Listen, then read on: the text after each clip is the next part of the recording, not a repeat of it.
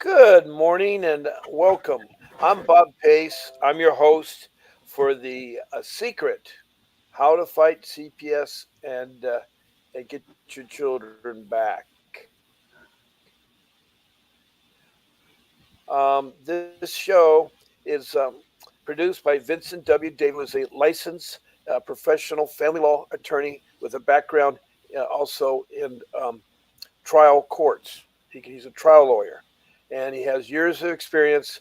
He's all over the place. Right now, we're in Southern California. He's in Southern California, but he will go anywhere. He's offering too a 30-minute up to an hour free consultation about the strategies in CPS and what you can do. And if you like him, you can retain him. To reach the office is 888 Also, um, since we have a guest here, I won't use the walk talk radio because that's where people can call in. Right now, you all can text a message. If you have a question for Jessica or for me, you uh, just text a message. Be nice to tell where you're from, what state, and your first name, and uh, and we'll try to answer it. I'm not an attorney, but I have 9 years experience with fighting CPS, and 3 years was getting my children, my family back together.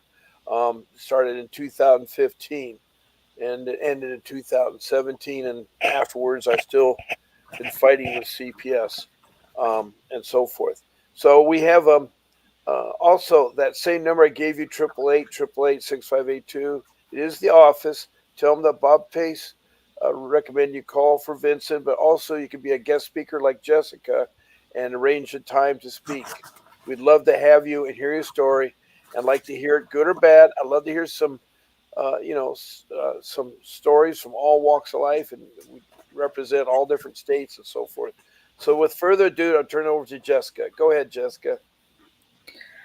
Well, I'm from Huntington, West Virginia, and my story happened in Huntington, West Virginia. Whenever I was 9 years old, I reported sexual abuse to the CAT program at my school. It took 6 months for CPS to even show up at all. They called my mom, let her know why they were coming, what the allegations were, made an appointment to come that day. Um, didn't tell me anything. Mind you, this is 6 months later. I come home from school. My dad's waiting for me with a 44 Magnum. My mom had called him and told him what the allegations were. CPS was coming, and he met me with a 44 Magnum at the door before my mom got home from work. I hid in the closet. Um, and my mom, when she got home from work, coaxed me out of the closet before CPS got there. I still told CPS what had happened, um, despite being threatened with a gun. And during the time that they were there, I was outside when they were talking to him. I walked in to get my coat because I was cold. They watched him run at me like he was going to attack me right in front of them. Wow. I walked right back out the door so he wouldn't attack me. They told him he had to leave. That was it. They left. They never came back. My house burned down 3 months later.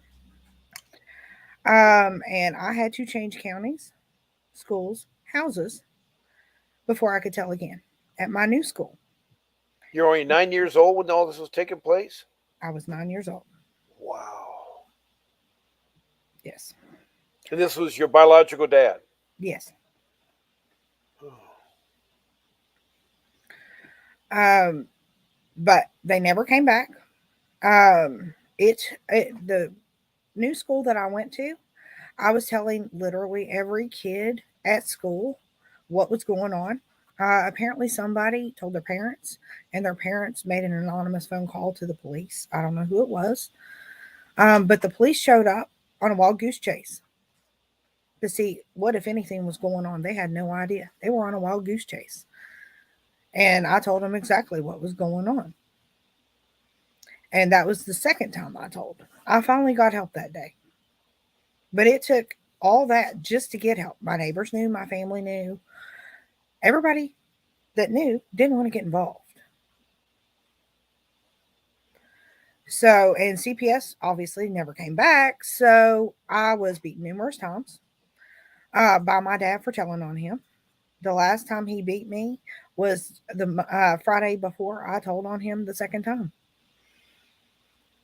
And he chased me all through the house because he and accused me of trying to get him in trouble because there was a storm that day at school and he had to walk in the school and sign me out. He cornered me in front of the basement door and punched me in the head, full force fists, What was his hard as he anger? could. I mean, what was his? Why was he so angry at you? What did you do? I reported his secret that he had been molesting me for years. Oh, I didn't know. Okay, I didn't. I thought someone at the camp molested you or tried to molest you. No, Oh, you're from at the the time I was camp. Oh, and you reported that your dad was the molesting you at CAT home. program is a Oh, program for educating children on what sexual abuse is. okay.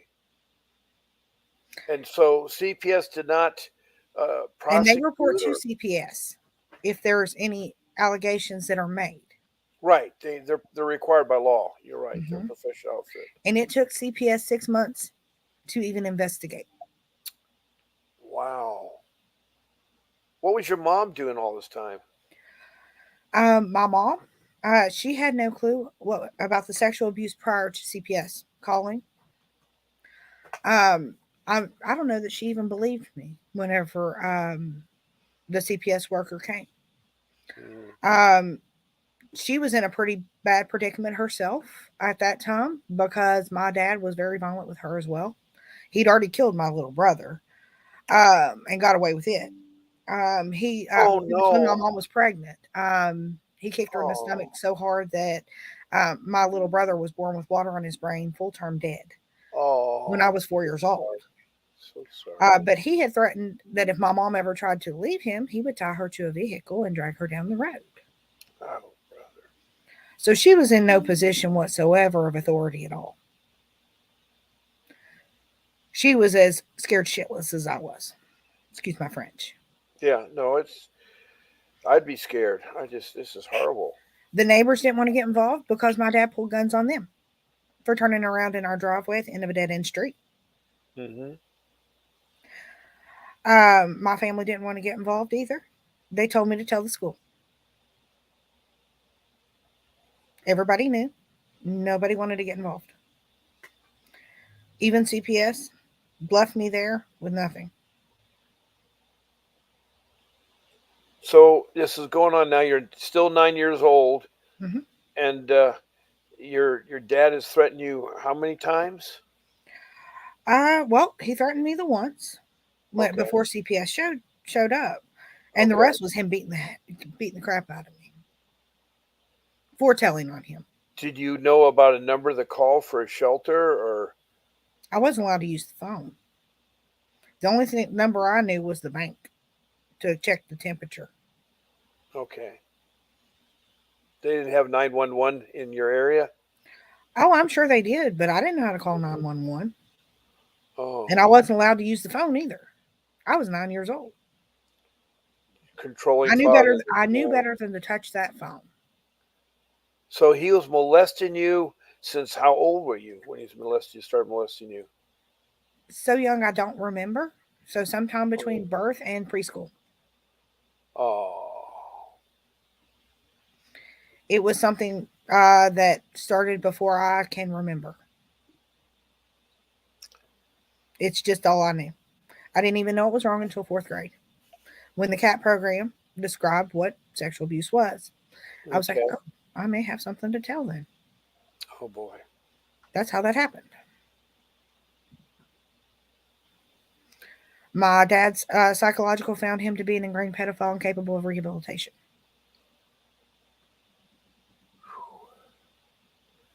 Did He was. anyone prosecute your dad?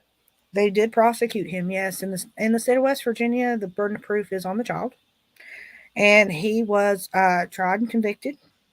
He was sentenced to 45 to 105 years without the possibility of parole.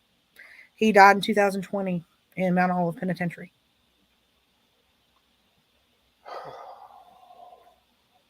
During the time, the trial and everything, where were you staying at? Who was taking care of you? During the trial, I was in state's custody. I put myself in state's custody at the age of 13. Oh boy. And how was CPS towards you? Uh, CPS wasn't involved. I was a youth service case at that point because I refused to go home. I was considered a troubled child. Oh, you didn't have no CPS, protection at home. Yeah. CPS, to start where I left off, um, whenever the cop was there, the first help I got, CPS showed up that day because the police called them. And they were going to take me to my new house to pick up some clothes. And I informed them, mind you, I'm 9 years old, 9, 10 years old at this point. I think I was closer to 10 at this point. Hmm. My birthday's in May, so it was around that end of the school year type deal. So um, they took me to the house and parked across the street. I said, I'm not going in there. I said, he'll blow you away to get to me. They heeded my warning. I went to kinship care with nothing. They were wise to do so. So were you, I guess, from 9 to how old were you in their custody? They didn't put me in state's custody. They put me in kinship care first, uh, which didn't work out for me because my brother basically took over when my dad left off. He was also Oh, one of my abusers. oh, Um, so yeah, he took a belt to me every morning before fifth grade. My dad was stalking me. He knew where I was. My grandmother met my dad at her front door because he was trying to get in to come after me and get me at her house. She pointed a shotgun at his head and said she'd blow his brains all over the pavement if he didn't leave. I started running away whenever I was in kinship care because uh, the way I rationed it was my dad couldn't find me, my brother couldn't beat me if nobody knew where I was. yeah. What happened to your mother? She just disappeared. She was in the battered women's shelter. Okay. Yeah, And she was trying to friend. maintain. She was trying to She maintain her job, and at the same time, she was in the battered women's shelter was she trying to stay in contact with you, or worried about your well-being? as much as she could. Yeah, but she was having her own issues with my dad stalking her as well. Mm. He showed up at her work. She was trying to keep her job. Hmm. She It's did what she could, but I mean, whenever I was in kinship care, there wasn't really much she could do. now who administrates the kinship care? Is that through social services or what? No, that's family members. Kinship care is family members who take over the responsibility of a family member's child. But who sets that up? Is that social services? CPS set that up. Oh, okay. They put me in So, kinship care, yes. And whenever she got out of the shelter, she took us back. It was a temporary placement while she was in the battered women's shelter. okay. My dad was trying to knock down the back door whenever I returned to my mom's house. Hmm. My mom would freeze. I had to call the police. My mom literally just froze. She just couldn't handle it. When my dad was, and he was gone by the time the police showed up. They never caught him. It took the police 5 years to catch him. My mom literally had to act like she was going to get back with my dad so they could catch him Wow. 5 years later. And what were you doing all this time? How were you staying safe, or were you safe? I wasn't safe. So were other people bothering you? Not until after I was, well, I'll continue. All right. Um, well, let's see here. Where was I? Kinship care. I went back home to my mom's, and then um, I had some behavior problems because of the abuse and stuff like that. I was trying to knock out windows, stuff like that, and I was put in the hospital. Hmm. After the hospital stay, I was put into what was that? A child shelter.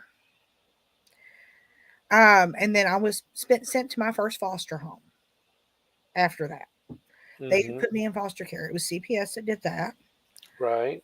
Um, and I was only there a short while. And then they thought I was going to run away, and that ended up full restraint because she tried to drag me. The foster mom dragged me back into her house because she thought I was going to run away.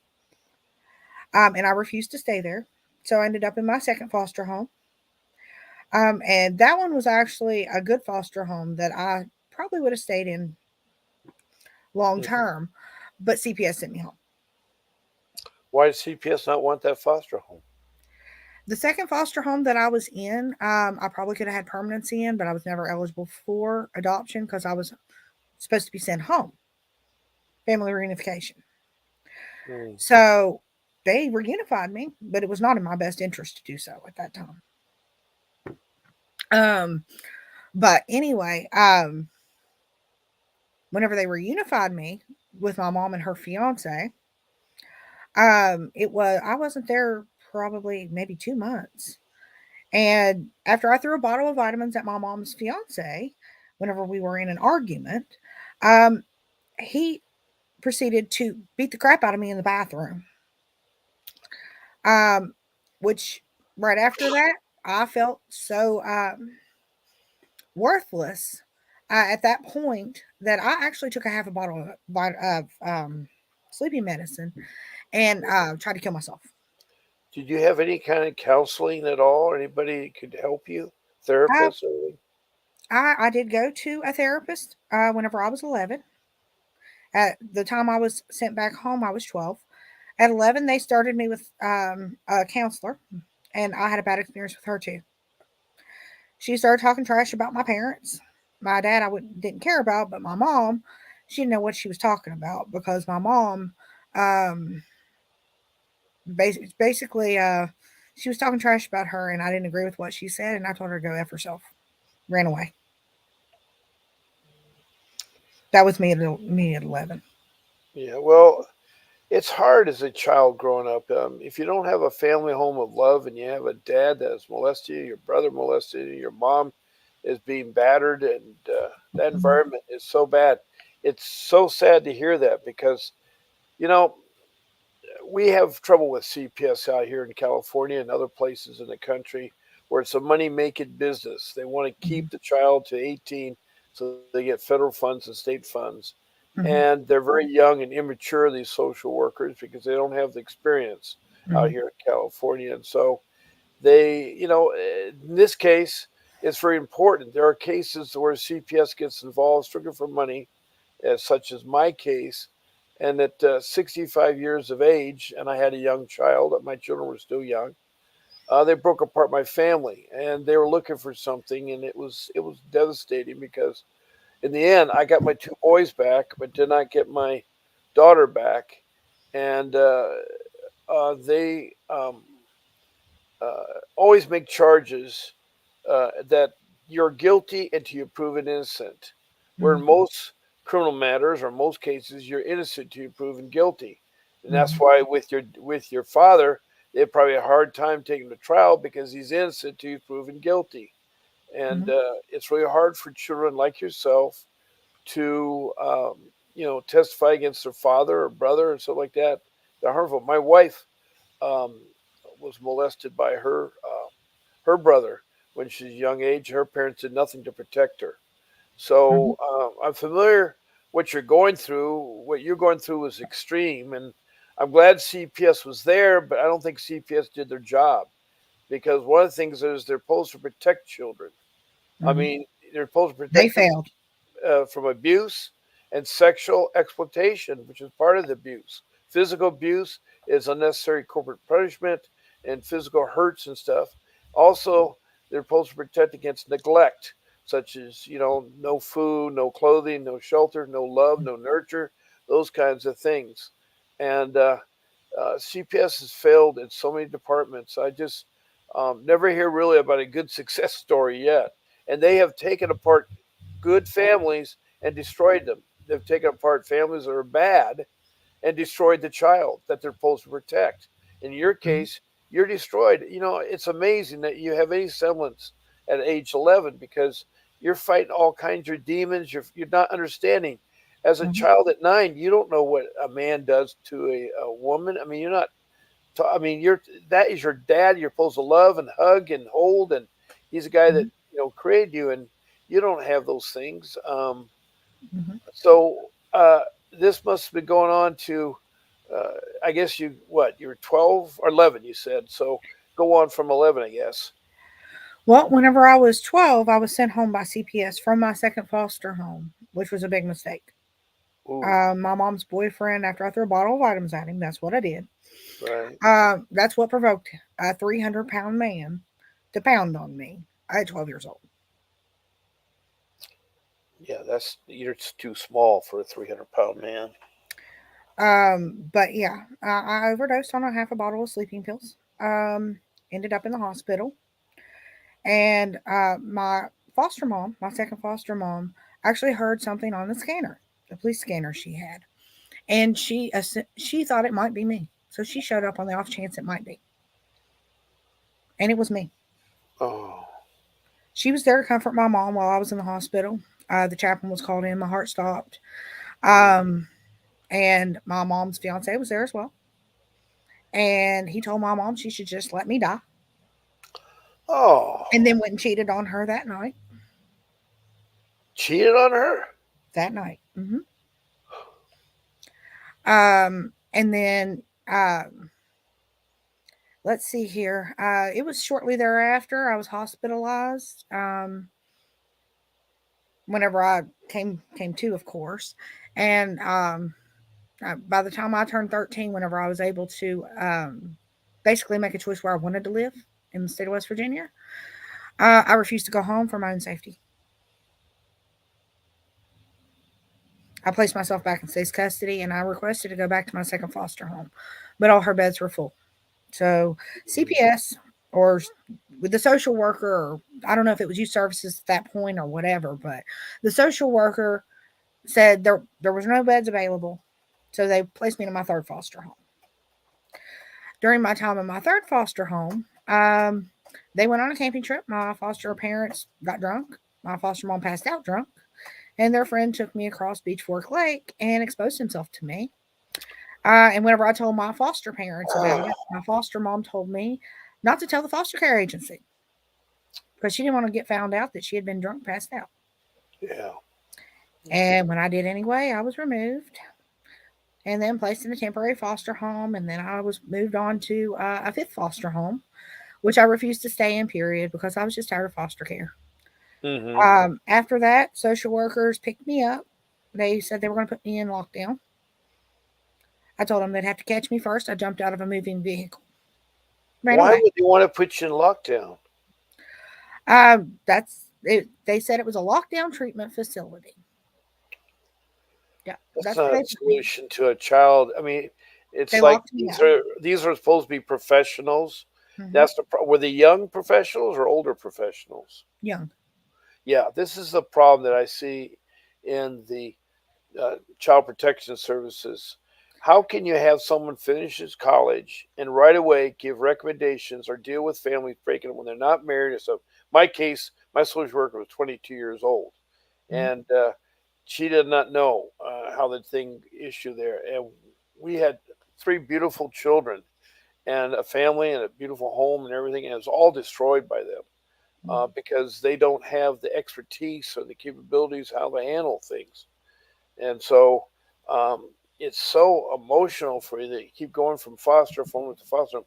There are you start off with when you're removed from your parents, you're put in temporary into a shelter, and then a couple days later they make a plan to where they're going to put you, and usually it's with a family member. Now you had no family members that you could stay Nobody with. wanted me. No one I was wanted the you. I was Oh, the black sheep of the black sheep. My mom was the black sheep in her family oh, already, and I was the spawn of basically two families that combined, and nobody wanted me.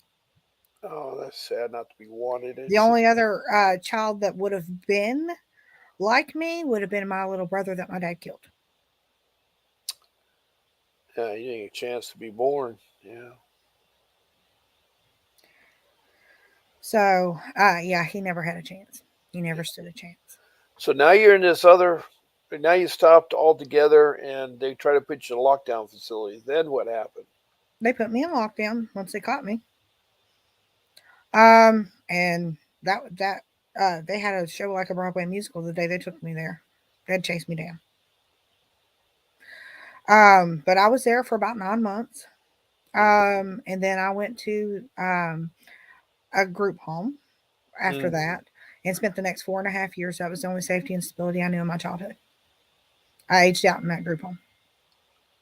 Yeah, yeah, that's my kids were in a group home, but it was a terrible group home because the group parents did not know how to take care of children. They're inexperienced and they had children of their own that they were trying to take care of. And they were taught not to love their family members and they'd be distant and so forth. So I can imagine. So when you aged out, where did you go from there? I tried the military first, but with my mental health background, they didn't want me, so they sent me home. I never told. I was on record. What kind of mental health did you have? Suicide attempts in my past. Oh, geez, that's understandable. I mean, I'm not a therapist. I'm not a counselor. I mean, I can't be acting like one, but it's like to me, people that are professionals should recognize as a child at 9 exposed to all this, 10, 11, 12. I mean, Mhm. and now you want to go join the military. I'm surprised they didn't take you. They usually take people that want to be in there. But so They that didn't have. washed out. So what did you do then? I got out, went to college, Well, that's good. It was Mhm. a community college or a University. university. And what did you want to study or did study? I studied social work.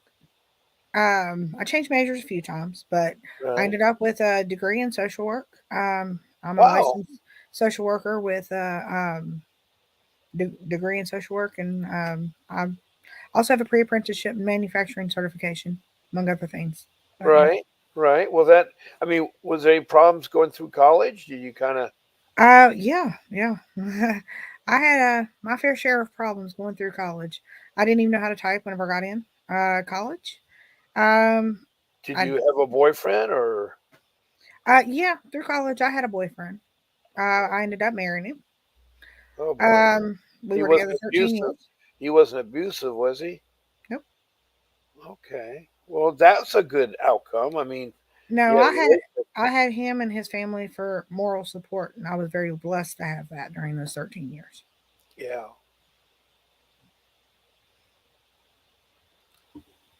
We So divorced about 10 years ago. I see. Before the divorce, and you're together 10 years ago. Did you guys um, have a home? Have any children? Or We never had kids, nothing like that. He has kids, but I never had kids. hmm, did you want to have children I've never felt comfortable um, having kids with a man. because of your experience? I can imagine. Yep. I don't trust a man enough to have kids with him. Wow.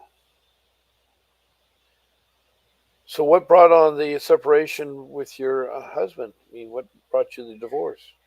Well, I got sick in 2009. My brain shut down. After that, he took on drinking and had some issues. So Oh, what shut your brain down? How did that happen? I think it was a trauma response. They called it unknown psychosis. Um, All right. I'm not really sure, but it disabled me. Um, Nobody really knows what the cause was, but it was after a re-traumatization. A little over a year prior to my brain shutting down. So I think it had to do with being re-traumatized. I was repeatedly raped during a What was brief relationship I re-traumatized? had. Yeah, what was re-traumatizing? The breakup of your marriage? No, I had a brief relationship during a break with my ex-husband before we got married, and it was a domestically violent relationship, and it re-traumatized me. Mm.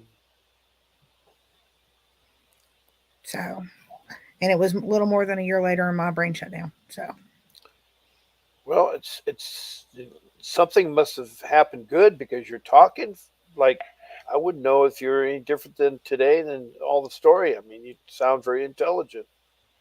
well, I had to retrain my brain, number one, and it's been a long time since then. But I have medication that controls it.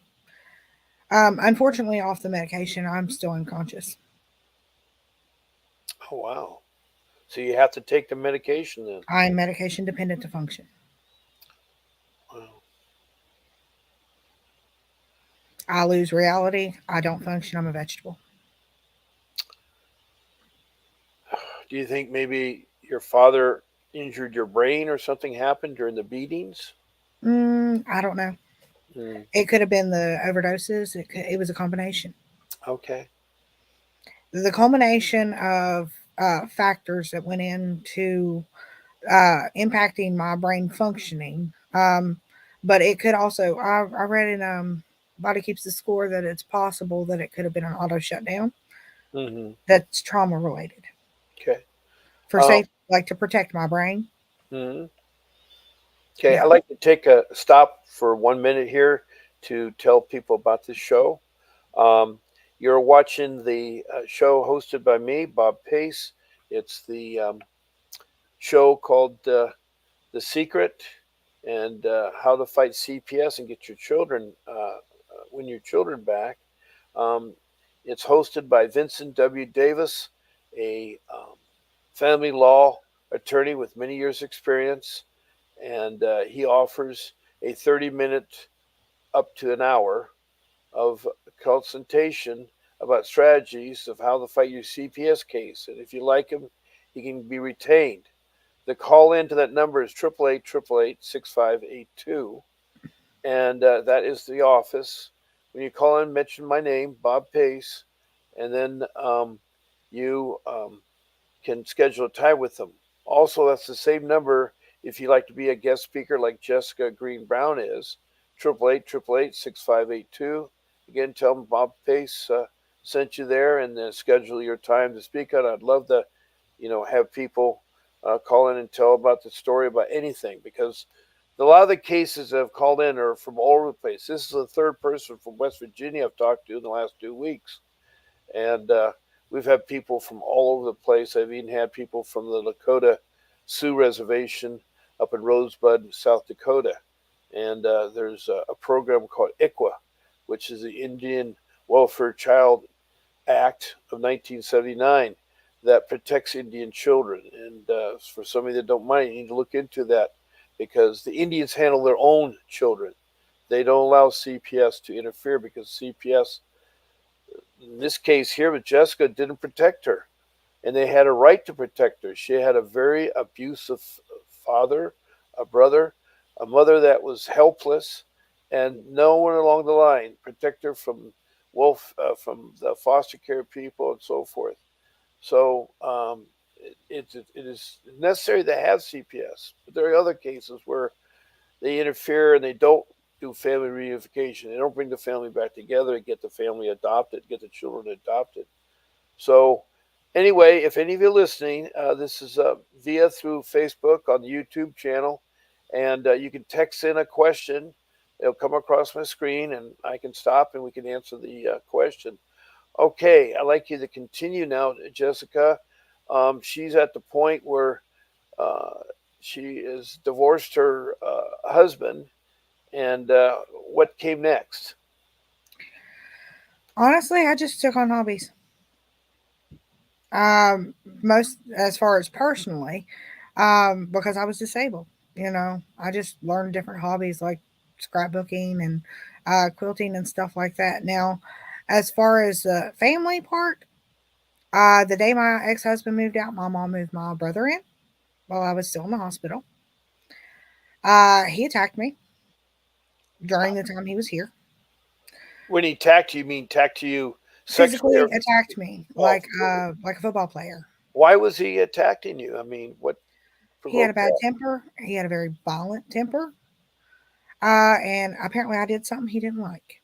Okay. Uh, I remember right. I had moved his clothes out of my closet and told him to put them in the other room. So he attacked me like a football player. Wow. And whenever I called the police, they called it mutual combat because I fought him off me.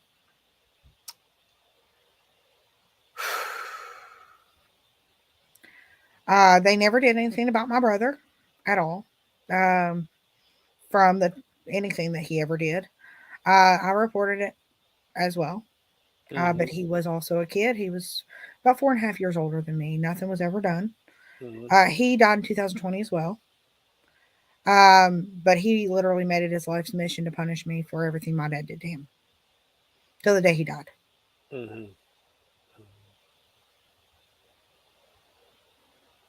So the abuse literally didn't stop for 36 years.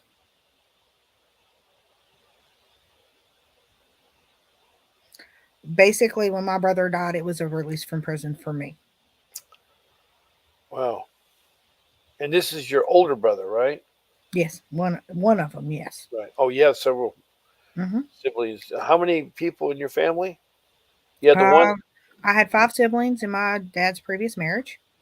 I had the one that was killed that was younger than me, and Right. then my older brother from my mom's previous marriage, which Oh, is the one okay. who So they're abused step brothers then. Okay. half. Yes. Yeah. Okay. All right. So where you at now? I mean, are you still got a long road ahead, or I'm actually trying to get into grad school right now. I am working on that. My story is getting ready to be published in Faces of Foster Care 3 as well. It'll be published, I believe it's April 16th or 18th. I can't remember the exact date this hmm. year on that. Uh, sorry, It's I was okay. expecting company. Yep, that's okay. Hold on, let me get the door. Sure. That sounds like your alarm, your pet's Hold alarm. on just 1 second. Oh, Let me see what that is. okay.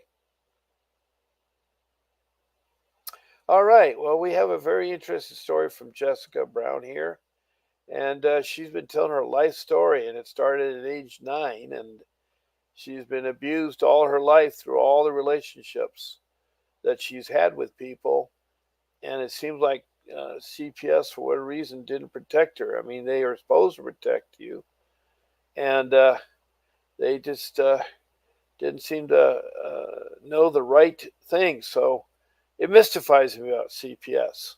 In my case, I was wrongfully accused. I had my wife's family members try to alienate my wife from me and alienate my children, and CPS was trying to alienate my children, and it was all alleges there. So anyway, we have Jessica back. Sounds like Sorry about you. that. I had a delivery. Yeah. Oh, great. Hopefully, it's a good things delivery. Yeah, yeah, I was cat litter. Oh, okay. Well, that's important. Got to keep your cats clean. Very loud Uh, cats, by the way. but I'm actually applying to where I got my bachelor's degree at Marshall to do a dual major in public administration and social work, Okay. and starting in the fall. Um, and I'm writing an autobiography as well, Wow. to name a few things. Now it sounds like, are you at a plateau? I mean, a level in your life, or are you still being abused? No, I'm not being abused. I have been abused since 2020, since my daughter. Wow, 4 years. Have you remarried, or Nope, do nope. you I do haven't you? dated in 2 years. Okay. Do you have any roommates or any family members with you or anything? Nope. So you're self-sufficient. You must have a good job, and you're taking care of yourself. I'm legally disabled. Oh, okay. Well, still, you're able I'm to still take care of working on yourself. getting back. I'm a constant work in progress. I'm still Yeah. working on getting back to work. Well, it sounds, I'd like that smile of yours, and it sounds like you have a heart of gold, and you're a human being that should never have to experience what you had experienced. It must have been hard here to express. Is this the first time you talked about what's happened to you? A lot of it, yeah. Yeah. Well, It's definitely recent that I started sharing details. well, it helps people decompress, I think. Sometimes they have these pent up feelings and they feel like telling a story maybe will help others. People that are listening, you got to be careful. CPS is supposed to protect. The way it's supposed to work is that um, professional people like teachers and firemen and policemen and camp counselors, those kinds of people, lifeguards, so forth, if they recognize any kind of abuse or neglect with the children, they are required by law to report it. One of the sad things I think about is that all these reports is always verbal, Mm-hmm. and CPS, sometimes gets reports of things not true about family members wanting to disrupt a family or take a child, and they'll Mm-hmm. make up stories. They make up stories like in my case, oh, he's not paying for electricity, he's not paying for food, they have no food, or the kids are not together, something like that, which was all proved false. And they make those allegations. And the thing is I tell people, you need to, I mean, they need social services needs to make it required that if anybody calls in, I mean, reports something, it's in writing, their name is signed to it. That way, it'll weed out all the people that are trying to make up stories. When someone signs their name and says the story, you keep it secret. You don't have to share it with anybody. But the allegations, sometimes hurt the whole process. And the Mm-hmm. second thing is the CPS needs to recognize abuse and neglect, and they don't sometimes themselves. Like in your case, I guess they couldn't put one and one and two at 9 years of age. I mean, you've done a remarkable human being that has gotten yourself through um, life, and where you're at is really, really great. I know that's probably a phone call that came in, but that's okay. Sorry. That's all right. We all have, uh, you know, lives here into you're doing there. So, um, what is your outlook now? I mean, what is your um, I actually share my story on purpose. I started sharing it in 2021. okay, And actually, it's of hope and strength despite adversity. right? I am flipping my negative into a positive that I'm hoping will help other Yes, people to share, to heal, to, address the issues that I have faced so nobody else ever has to again. yes, yes, Nobody should go through what I did. right. Um, I wouldn't change anything that I've been through, but if my story helps even just one person, even just one, Yes. everything I went through is worth it to me. I'd even do it again. What would you like to change with CPS? What would you like to see that? What did they do wrong? How did they fail you? Honestly, they broke my trust. For one, they didn't protect me. They are child protective services. They have one job. Yeah. They failed. Mm.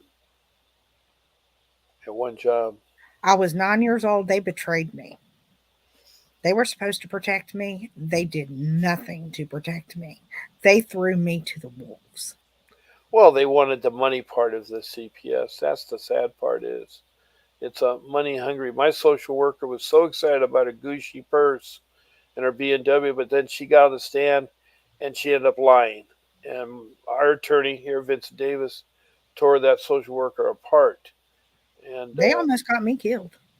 yeah, that is sad. That is so sad. There, you know, and you've had He tried to experience. kill my little brother. He wouldn't have hesitated to kill me either. I don't know why he didn't.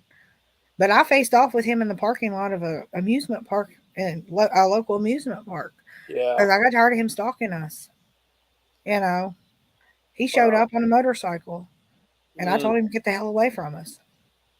That's whenever I was 11. You know, I told him to get the hell away from us. He wasn't supposed to be anywhere around us. wow. Wow. So it was me having to protect myself. It was me having to try to protect my mom and my brother. It was not CPS protecting me or anybody else protecting me. I had to do that. Were you ever in court during this happening? Um, were you ever able to observe anything in court, in family court, or No, no, I did not. You mean during the trial? well, in the beginning at 9? Didn't they have a court hearing for your plan to what to do with you? I don't know. You If were they did, never I wasn't. afforded. If they did, I was not present. Sometimes they have it as a closed window, meaning you're in a room somewhere and it's by camera, but you weren't observed. So things were made in your case that you didn't know about, probably. They just made decisions. I remember one They didn't conversation they share with had. you or didn't incorporate you as part of their decisions. Like, what would you They like? didn't include me in all that. Wow. That's another thing that I think CPS has failed is they close off the children. Our children were hidden from what was taking place. They Mhm. didn't know what was going on, and they were lied to and coached, and it was really, really, really, really sad. It's just, in your case, kind of supports that. When they get a child like you into the custody, they just try to stick you somewhere and collect the money for you. Because once you're in custody with CPS, they get their money from the federal government and from the state, and it's a lot of money they get. They get a lot of money. Mhm. Well, they were they were talking in front of me whenever I was about 11. Whenever I was first going into foster care, I remember a conversation the social workers were having right in front of me about whether to put me in regular foster care or specialized foster care. And they said, well, I had been abused before. I was going to have behavior problems, so I probably needed specialized foster care, even though I hadn't exhibited any behaviors at Mm-hmm. that point. Mm-hmm. So I was already failed before I tried anyway. Wow. They put me in specialized foster care just because they predicted that my behaviors would be bad. And I made sure to live up to that. Mm-hmm. Mm-hmm. They wonder why they had problems with me. But the fact of the matter is, they had problems with me because they started it. They betrayed my trust whenever I was 9 years old. I knew I couldn't trust them as far as I could throw them, and I knew I couldn't pick them up. So, you Well, know, your dad destroyed that in the beginning because you thought you could trust mhm. your dad. I already had trust issues anyway.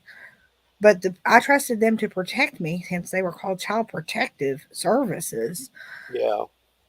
and that they destroyed any trust that I could have had. So if they had any problems with me, that's why. That's the Well, root right there. yeah. Have you ever talked to a attorney about what you went through, No, or get help, or somebody that could fight mm-mm, for your case, or anything like that? no. Um, my goal is not to really complain. It's more to solve the problem. I want to help seal the cracks of the system. Money is not going to solve the issue. No, no, it's not. But your story has to be heard, and it will help, and it has to change. It's changed Mm-hmm. through, like right now, the judges that are appointed to the family courts are elected, not appointed. Excuse me, are elected. Are not really background in family law or family services. Like Mm-hmm. my judge was experienced in how to fight collision claims and property damage. He Mm-hmm. didn't know about how to repair a family or put a family back together. Also, the family courts don't allow people to be in them when they should be. They're brought in maybe for a minute or two when decisions are already made, but you're not allowed to watch the proceedings. And you Mm-hmm. should be able to watch the proceedings. Also, the children never have a meeting with the parents to discuss what's wrong, what's bugging them, or what's happening, or who's on first, second. They never have that. They have monitor visitations, or yeah, visitations where you go to a special place, the child is brought there, and then you have a worker that watches you like a hawk. And Mm-hmm. it's funny.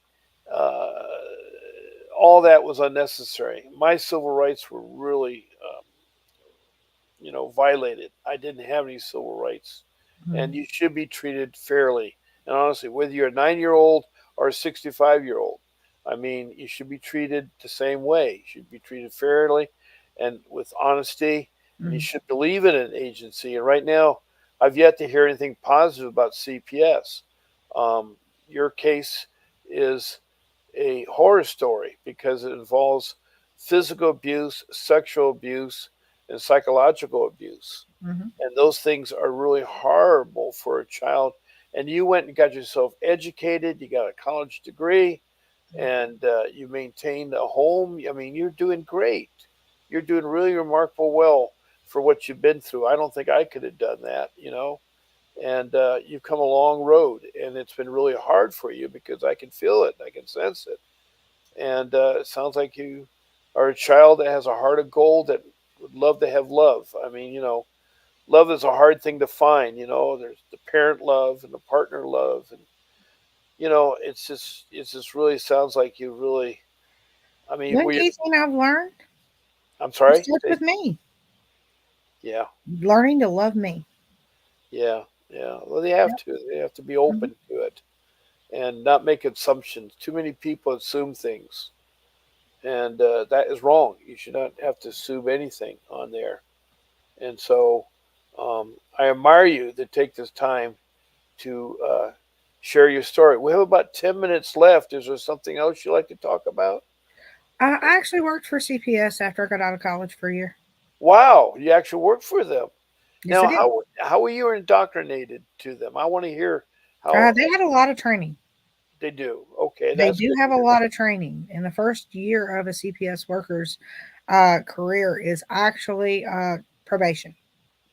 And you're probably following another experienced worker, like you dog them Hmm. or something. Yeah, they should have that. It's right now to put someone who freshly trained right into a role making decisions. That's too soon.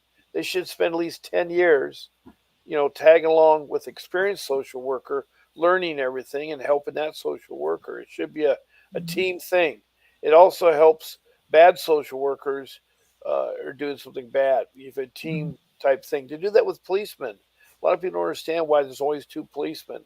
It's to keep the other cop honest, make sure he's not doing something bad and stuff. So team things, even with teaching, they do that too. The teachers will have, a senior teacher with them and so forth.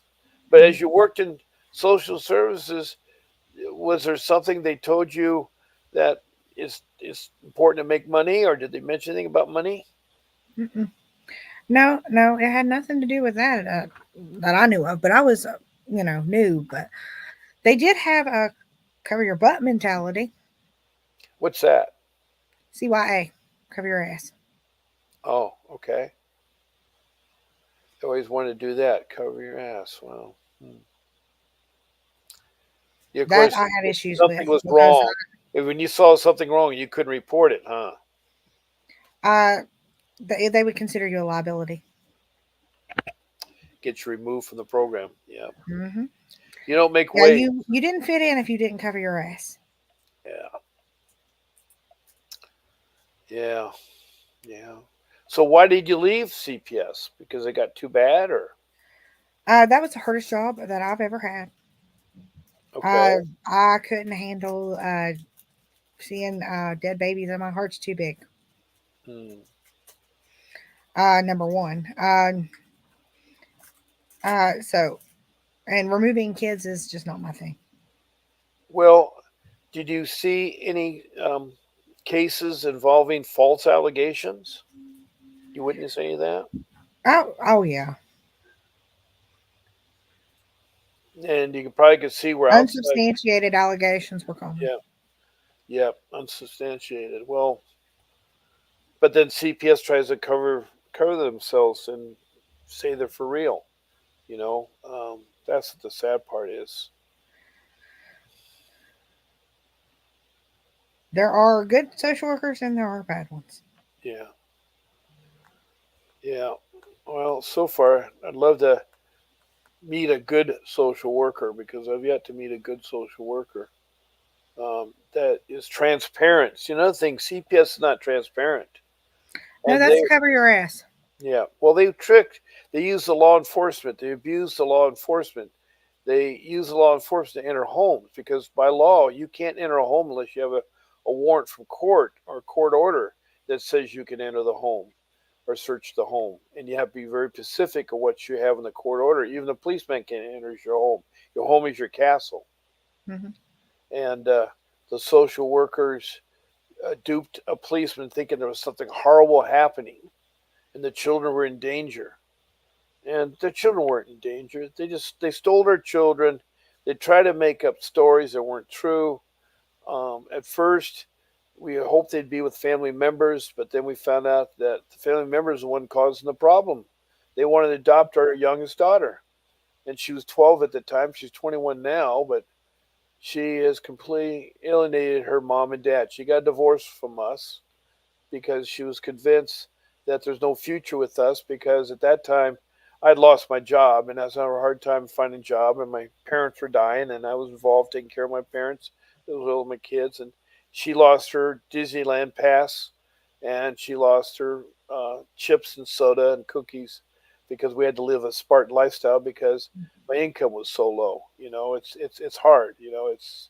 It's really really hard. In fact, I had to sell my home to get my two boys back and to make ends meet and so forth. But it is really, really in my case, it was a bunch of false allegations, and it's a really enlightenment experience. You get to see a dark side of something you can't believe exists. The way the courts work, and Mhm. this being election year, I want everybody to make sure they get a qualified family law attorney working as a judge, not somebody who knows something else. I mean, things like that. And I want the courtrooms to be transparent so you can watch what's going on. And if you're out of hand, they just excuse you. They have a bailiff. He'll excuse you from court if you sit there and disrupt the court. In Mhm. fact, you can be charged. You can be put in jail if you disrupt the court. So that does happen. You can't stop it. I mean, there were stories of recently of judges being attacked by a alleged criminal who lunged at the judge. I mean, Mhm. it's dangerous. I can understand that, but to exclude family members from seeing each other from the time that they're stolen, it isn't. It's for the alternative missions. I wasn't a case of where my children were being harmed physically or neglect. And the Mhm. part they did get for neglect is my parents' belongings were in the house, and I had stacked my boxes and furniture, and that right there was what they called neglect. But it wasn't harmful. The children reported they were fine. They had their own room, their own castle, always had food and stuff. And Dad had lost his job and didn't have his Disneyland passes to give them, and so they understood that. At least the boys did. The girl was kind of like she always loved things. She was a Barbie girl and living in a Barbie world. Is what I always say about our daughter. But I love her dear. I miss her as the day goes on. I have not missed her from 12 to 21, but I've yet to see her. I didn't have any visitations with her. My wife did for a point, but then she stopped seeing my wife. So, and my wife and I are still together. We've been together for 30 years. We have older set of kids, three older kids that are doing quite well in life. And Mhm. so I don't know that we're that bad of a parent. And if parents are out there listening, you have a hiccup, get the hiccup addressed. There's one caller called in that was hooked on amphetamines, and she went to a drug rehab, dried up, but they still won't give her kids back. It's really sad what they really do, and they use the children as ploys. CPS, they don't protect the children, and they don't, you know, even foster care doesn't protect the foster care just as bad. They do things to my son who was in foster care for a short time, and he hated it. He hated it. They were very, very, very picky at what they did and so forth. And so I can understand, and it's kind of really great that you've taken the time. You're very patient. You do listen to your listener, which I think is great. Some people are so excited and so emotional and distraught they talk and talk and talk and talk. And so you are there. You seem very calm and relaxed. I mean, looking at you, talking to you, I never would think that you went through that horrible of experience there. And and you take good care of yourself. You look beautiful. So, you Thank you. know, you feel good about yourself. And, you have a place, you have your home, your castle. So that is so nice. But being a social worker, I can't say all social workers are bad because they're not. I chose that field for a reason. It What's is a place where good changes can be made. okay? That's the key. It has a And lot of potential. so, what are the changes you'd like to make if you have to That would bring? take a whole show. It's like I have a goal list on that, literally 2 pages typed. Wow. It has to do with getting more resources for domestic violence and educating the public on different issues with regards to child abuse and domestic Hmm. violence. And I Yeah, mean, it's a lot, you know. it And sounds like another key issue is foster parents not being able to jump agencies when allegations come out against them to right. avoid being They should investigated. be accountable. They should be accountable for their Mhm. actions. And foster So, parents do and I do had a that. set of foster parents, the ones that, I mentioned that told me not to tell the foster care agency. They just jumped agencies. And Yeah. fast forward to a couple of years ago, they had 5 kids removed that were adopted. Wow. I was their first kid. Those 5 kids, that could have been prevented, Mm, but they jumped agencies. yeah. Well, I hope you stick with this. Our time is at the end. I'm going to close with the phone number once again: 888 6582, and that is the office. Make sure you call in if you want to be on the show. Say my name. I'm Bob Pace. Or if you want an attorney to help you with strategies, he's Vincent W. Davis. He is an excellent um, family law attorney with trial experience, and he will go anywhere that needs to be in other states and so forth. He is in Southern California. That's where we're based on there. But I want to thank all you listeners, and it's really nice to meet you, Jessica. Nice And to meet you too. I really hope that ahead of you is a bright future. You deserve it. You're young, aspiration. You're still wanting to learn, get educated. You're a dynamite person. So it was a pleasure talking to you. For the rest Nice of to you meet out you. there, yeah, thank you. For the rest of you out there, I want to thank you for listening. I hope the new year is very successful for you and get much happiness. And please fight to get your children back. Believe in family. Family is important. And there's always horror stories, but there's always a solution. And so we have to uh, work up and never give up on your family. I know if you love out there. And again, thank you for listening. This is Bob Pace signing off.